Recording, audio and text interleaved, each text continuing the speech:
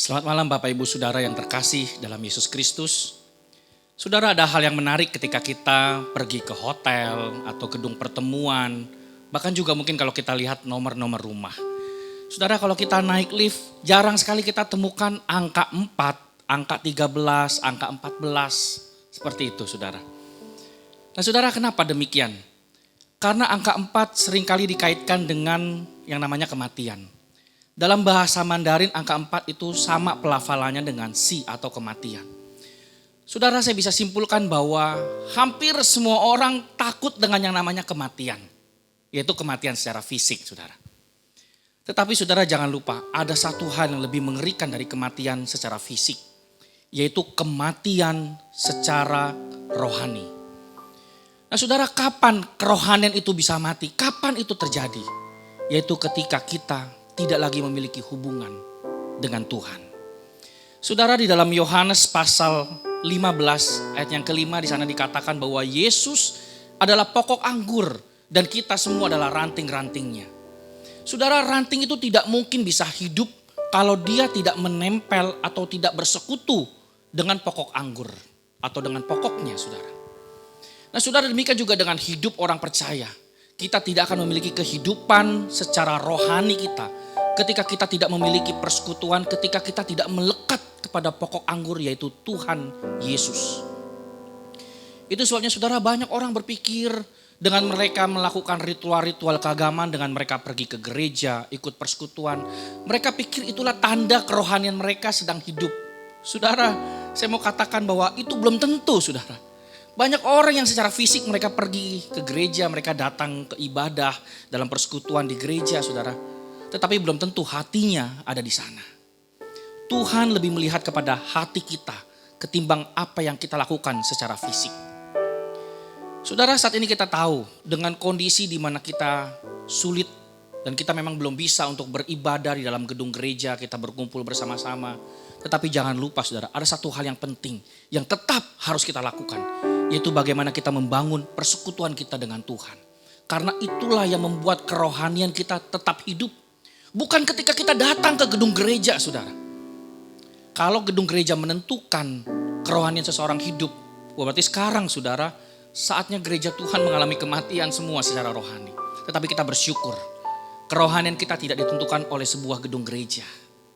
Tetapi ditentukan oleh bagaimana kita membangun persekutuan dengan Tuhan. Persekutuan dengan Tuhan bisa dibangun di setiap tempat di mana kita berada. Di dalam rumah tangga kita, di dalam pekerjaan kita, dimanapun kita berada. Kita bisa bangun persekutuan dengan Tuhan. Dan itulah yang membuat kerohanian kita tetap hidup. Itu sebabnya saudara, hampir semua gereja saat ini mereka melakukan ibadah secara online. Mereka juga bagaimana supaya jemaat Tuhan bisa mengikuti renungan-renungan secara online. Supaya apa tujuannya saudara? Supaya kita tetap membangun persekutuan dengan Tuhan. Karena itulah yang sangat penting. Itulah yang membuat kerohanian kita tetap hidup, tetap bertumbuh. Saudara, kerohanian kita yang hidup itu lebih penting daripada hidup kita secara fisik. Ketika kita mati secara fisik, tetapi kalau rohani kita hidup, maka kita akan memiliki hidup yang kekal. Tapi sebaliknya saudara, kalau kerohanian kita mati, maka kematian fisik itulah awal dari kematian secara kekal. Kita bersyukur kita memiliki Tuhan yang mau bersekutu dengan kita umatnya. Sebab itu malam hari ini renungkan firman Tuhan ini. Bangun kerohanian kita dengan kita membangun persekutuan dengan Tuhan. Biar firman Tuhan terus menuntun hidup kita. Terus membuat kita semakin berpegang kepada Tuhan, bersandar berharap hanya kepada Dia. Membangun persekutuan, membawa keluarga kita untuk terus datang kepada Tuhan. Karena kita katakan dialah sumber hidup bagi kita. Kiranya firman Tuhan ini boleh menjadi kekuatan bagi kita.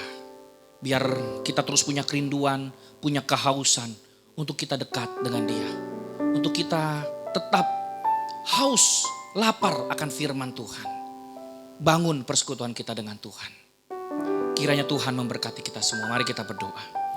Tuhan, terima kasih, kami bersyukur.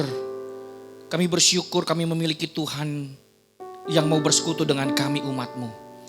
Sebab itu biarlah kami semua Tuhan, jemaat-Mu, gereja-Mu, untuk kami boleh terus membangun persekutuan di dalam hidup kami.